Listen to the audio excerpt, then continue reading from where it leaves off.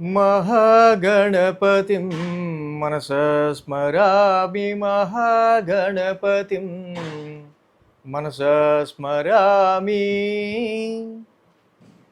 TR creations family అందరికీ నా హృదయపూర్వక ధన్యవాదాలు. అలాగే నవంబర్ మాసంలోకి అడుగు పెడుతూ ఉన్నాం. నవంబర్ మాసానికి సంబంధించి ఈ ద్వాదశ రాశుల వారికి రాశి ఫలాలు ఏ విధంగా ఉన్నాయో తెలుసుకునే ముందు మేజర్ ఈవెంట్స్ ఈ మాసంలో ఏమున్నాయి ఏంటనేది చూద్దాం. ఇక్కడ మనకి 5వ తారీఖు కార్తీక పౌర్ణమి ఉంది, కేదారేశ్వర నోము ఉంది. అలాగే 26వ తారీఖు సుబ్రహ్మణ్య షష్ఠి, 28 కాలభైరవాష్టమి, అలాగే శుక్రమౌఢమి కూడా ప్రారంభమవుతూ ఉంది.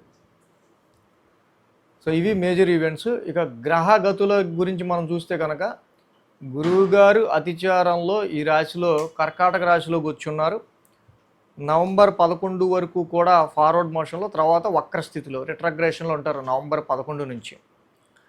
బుధ భగవానుడు కూడా వృశ్చిక రాశిలో గోచారంలో ఉన్నారు. ఆయన కూడా నవంబర్ 10వ తారీఖు నుంచి నవంబర్ 10 నుంచి ఆయన కూడా వక్రస్థితిలో ఉంటారు. ఇక రవి యొక్క సంచారం 17వ తారీఖు వరకు తులారాశిలో నీచరాశిలో, 17 తర్వాత వృశ్చిక రాశిలో సంచారంలో ఉంటున్నారు. ఇక 24న బుధుడు వక్రించి తులారాశిలోకి వస్తూ ఉన్నారు. చాలా సెట్ బ్యాక్స్ అనేవి నవంబర్ మాసంలో మనకి జరుగుతుండడం అనేది గమనించవచ్చు. శుక్రుడు కూడా స్వక్షేత్రంలో ఉన్న శుక్రుడు 26వ తారీఖున వృశ్చిక రాశిలోకి ఆయన గోచారం మొదలు పెట్టబోతూ ఉన్నారు. సో ఈ విధంగా గురుడు కర్కాటక రాశిలో, కేతువు సింహరాశిలో, శుక్రుడు తులారాశిలో, కుజ రవి బుధల యొక్క యుతి వృశ్చిక రాశిలో, కుంభరాశిలో రాహు యొక్క సంచారం, మీనరాశిలో శని వక్రస్థితి. సో ఈ విధమైన గ్రహస్థితుల ఆధారంగా నవంబర్ మాసానికి సంబంధించి మాస ఫలితాలు ఏ రాశి వారికి ఎలా ఉన్నాయనేది మనం చూద్దాం. కుంభరాశి వారికి సంబంధించి చూద్దాం. కుంభరాశి వారికి సంబంధించి చూస్తే కనుక ఈ రాశికి భాగ్యంలో శుక్రుడు, అలాగే దశమంలో కుజుడు, దశమంలో రవి, దశమంలో బుధుడు, మొత్తంగా 3 గ్రహాల యొక్క అనుకూలత కుంభరాశి వారికి ఇక్కడ యోగిస్తాం. కుంభరాశి వాళ్ళకి సంబంధించి మనం చూసినట్టయితే కనుక ఇక్కడ మేజర్గా ఈ మాసం నుంచి కూడా యోగకారకుడు ఈ యొక్క రాశికి మంచి ఫ్రెండ్లీ ప్లానెట్ బ్యాక్ బోన్ స్వక్షేత్రంలోకి శుక్రుడు ఆఫ్టర్ ఏ లాంగ్ టైం తర్వాత, సంవత్సర కాలం తర్వాత సొంత రాశిలోకి వచ్చి ఉన్నారు. నవంబర్ 3వ తారీఖు నుంచి తులారాశిలో శుక్రుడి యొక్క సంచారం జరుగుతుంది. తులారాశిలో శుక్రుడి యొక్క సంచారం నడుస్తున్నప్పటికీ ఆయన ఓన్ హౌస్ స్వక్షేత్రం అయినప్పటికీ కూడా ఆయనకి రెస్ట్ లేకుండా పక్కనే రవి ఉన్నాడు, హస్తంగత్వం చేసుకోవడానికి రెడీగా. జనరల్గా అయితే మంచి యోగకారక ప్లానెట్ ఇలాంటి శుక్రుడు సంవత్సర కాలం తర్వాత వచ్చాక కొన్ని శుభకార్యాలను, తప్పకుండా లైఫ్ గ్రోత్కి సంబంధించో, ఫైనాన్షియల్ ఫ్లోకి సంబంధించిన విషయాలు, కొంతమంది శుభకార్యాలు మిమ్మల్ని పిలవటం కానీ మీరు అటెండ్ అవ్వటం కానీ, ఇలాంటి కొంచెం మంచి రిలీజియస్ మూమెంట్స్ అనేవి ఈ నెలలో ఉండే ఆస్కారాలు కూడా ఈ రాశి వారికి ఉన్నాయి. అలాగే ఈ రాశికి ప్రాపర్టీస్ రీత్యా అయినా, వాహనాల రీత్యా అయినా, వాటికి సంబంధించి స్థిరాస్తులకు సంబంధించిన విషయాలు కొంచెం రేట్ అనేది రావటం లాంటివి గమనించవచ్చు. ఇక అలాగే దశమ స్థానంలో చూస్తే ఆల్రెడీ కుజుడు ఉన్నారు ఈ రాశికి, అని ఓన్ హౌస్. కుజుడు ముక్కుసూటి మనిషి. అది ఇక్కడ ఏంటంటే ఎవడైనా సరే వాళ్ళ పనిలో ఏలెట్టారంటే మాత్రం వీళ్ళకి ఎక్కడ లేని కోపం వస్తుంది, కొంచెం గట్టిగానే సమాధానం చెప్తారు. దానివల్ల ఇబ్బంది ఉండదు. కానీ ప్రతిదీ కూడా ఏంటంటే ఇంట్లో ఫైటింగ్ లాగా అయిపోతుంది ఉద్యోగం అన్నట్టు ఉంటుంది పరిస్థితి. ఆయనకి మరి న్యాచురల్ దిగ్బలం కదా ఆయనకి దశమస్థానం అంటే, డైరెక్షనల్ స్ట్రెంగ్త్ ఉంటుంది కదా. రవి కూడా 17వ తారీఖున దశమస్థానంలోకి వస్తున్నారు మిత్రక్షేత్రంలోకి. ఇది మంచిది. రవి దశమస్థానంలో మిత్రక్షేత్రంలోకి రావటం అక్టోబర్ 17 తర్వాత వ్యాపారపరంగా, ఉద్యోగపరంగా ఇంకొంచెం ఊపందుకుంటారు. ప్రొఫెషనల్ మ్యాటర్స్ పరంగా ఇప్పుడు కదరా బాబు నాకు కరెక్ట్గా నేను ఏం చేయగలను అది ఇచ్చాడు అని అనిపిస్తుంది. ఉద్యోగం లేని వాళ్ళకి ఉద్యోగ ప్రాప్తి ఉండడానికి కూడా కుంభరాశి వాళ్ళకి చాలా వరకు పాజిబుల్ రిజల్ట్స్ అనేవి మనకి ఇక్కడ కనిపిస్తూ ఉన్నాయి. అదేవిధంగా బుధుడి యొక్క సంచారం కూడా ఈ రాశికి ఎంత లేదన్నా మరి బుధుడు కూడా మంచి మిత్రుడే. కాబట్టి ఆయనకు కూడా దశమ స్థానంలో ఉన్నారు. కానీ ఏంటంటే స్వక్షేత్రంలో కుజుడు ఉండంగా కొన్నిసార్లు మీరు చేసే పనికి ఎవరో అడ్డం పడుతుంటారు.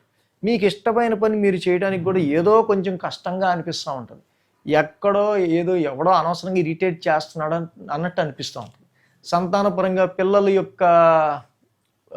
చూడండి, కొంతమంది పిల్లలు మరి ఇద్దరు కూడా జాబ్ చేయాల్సి వస్తే మరి పిల్లలు వాళ్ళంతటి వాళ్ళు ఇంకా స్కూల్కి వెళ్ళడం రావడం వాళ్ళు ఉండాల్సి వస్తూ ఉంటుంది.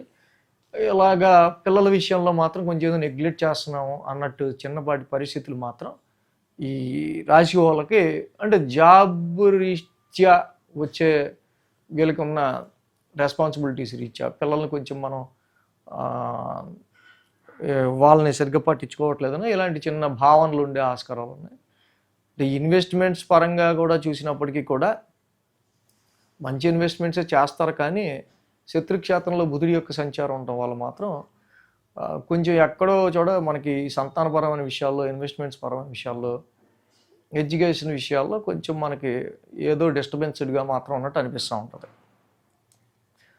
ఇక ఫైనాన్స్ రీత్యా ఈ కుంభరాశి వాళ్ళకి చూసుకున్నప్పుడు ఏలినాటి శని నడుస్తూ ఉంది. ఇక చెప్పక్కర్లా, చూడండి ఫైనాన్షియల్ ప్రాబ్లం వస్తూ ఉందా ఏలినాటి శనిలో, పర్వాలేదా, టైట్గా నడుస్తుందా, నెక్ నడుస్తుందా అనేది చూసుకుంటూ ఫైనాన్షియల్గా చేసుకునే ప్లానింగ్స్లో ఏవైతే ఉంటాయో డబల్ ఎక్స్పెన్సెస్ కాకుండా కొంచెం జాగ్రత్తగా ఉండేటట్టు అలాగే కొంచెం చూసుకోవడం అనేది మంచిది. ఎడ్యుకేషన్ పరమైన విషయాల్లో కూడా ఈ రాశి వాళ్ళకి ఎక్కువ చదవటం, ఎక్కువసేపు ట్యూషన్స్లోనే లేకపోతే ఎక్కువసేపు ఎడ్యుకేషన్ మీద ఉంచేయటం, ఇలాగా వీళ్ళకి కొంచెం ఇరిటేట్ కలిగించే అంశంగా ఈ మాసం కనిపిస్తూ ఉంది. మ్యారేజ్ మ్యాచెస్ చూసే విషయంలో కూడా మరి కొద్ది గొప్ప ఈ రాశికి సంబంధించి అంత అనుకూలతే ఫస్ట్ 2 వారాలు అయితే కనిపించట్లా. జనరల్గా వ్యాపార పరంగా పెట్టే ఇన్వెస్ట్మెంట్స్లోను, మ్యారేజ్ మ్యాచెస్ విషయంలోనూ అంత పాజిటివ్ రిజల్ట్స్ అయితే లో లెవెల్ సిగ్నల్స్ కనిపిస్తున్నాయి. ఆరోగ్య పరిస్థితుల రీత్యా ఏలినాటి శని నడుస్తూ ఉంది కాబట్టి కొంచెం keep good health and keep good habits, eating habits, ముఖ్యంగా తీసుకునే పదార్థాల విషయంలో, ఈటింగ్ హ్యాబిట్స్ విషయంలో కొంచెం జాగ్రత్తగా ఉంటే ఆరోగ్యం కూడా చాలా బాగుండే ఆస్కారాలే ఉంటాయి. అంటే వీళ్ళకి మెయిన్ ఏలినాటి శని రాశ్యాధిపతి ద్వితీయ స్థానంలో ఉండటం వల్ల పాపం కుటుంబపరమైన అనేకమైన రెస్పాన్సిబిలిటీస్ని వీళ్ళు ఎదుర్కోవడానికి ఎక్కువగా ఫైనాన్షియల్గా స్ట్రగుల్ అవుతూ ఉంటారు. సో కాబట్టి నీలాంజన సమాభాసం చదవటం, అలాగే శనికి సంబంధించి కుదిరితే కనుక చక్కగా కేజింబావు మినుములు, ఒక బ్లాక్ క్లాత్ దానం ఇచ్చుకోవటం, ప్రతి శనివారం తైలాభిషేకం చేసుకుంటూ వెళ్ళటం చాలా మంచిది. ఇక గురువు గారి యొక్క సంచారం కూడా మరి అతిచారంతో కొంచెం అంత అనుకూలత తగ్గుతూ ఉంది కాబట్టి ఈ రాశి వాళ్ళకి సంబంధించి మనం మెయిన్గా చూసినట్టయితే కనుక గురువుగారి అతిచారం వల్ల మొన్నటి వరకు కొంచెం ప్లెజెంట్గానే ఉన్న సంతానానికి సంబంధించిన ఇన్వెస్ట్మెంట్స్ అన్నిటి విషయాలు ఇప్పుడు ఏంట్రా బాబు మొన్నటిదాకా ఇంత సపోర్ట్ చేసి అంటనే వీళ్ళు మనకి అగైనెస్ట్గా మారినట్టు అనిపిస్తున్నారు అన్నట్టు కొన్ని సిచ్యువేషన్స్ మీకు అనిపిస్తూ ఉంటాయి కొన్ని సందర్భాల్లో కొంతమంది విషయంలో. సో కాబట్టి ఈ కుంభరాశి వాళ్ళు ఇది కూడా కొంచెం ఈ విషయాన్ని కూడా కొంచెం కేర్గా తీసుకుంటూ ముందుకు వెళ్ళడం మంచిది. గురువు గారికి కూడా దేవానాంచ ఋషినాంచ చదువుకుంటా దత్తాత్రేయుడి ఆరాధన చేసుకుంటూ ప్రతి గురువారం ఆయన్ని దర్శనం చేసుకుంటాం మంచిది. సో మరి ఏలినాటి శని వల్ల నిజంగా కుటుంబపరమైన ఫైనాన్షియల్ పరమైన విషయాల్లో ఎప్పుడు ఎక్కువ స్ట్రెస్ ఉండొచ్చు, ఏ వారంలో ఏ రోజుల్లో.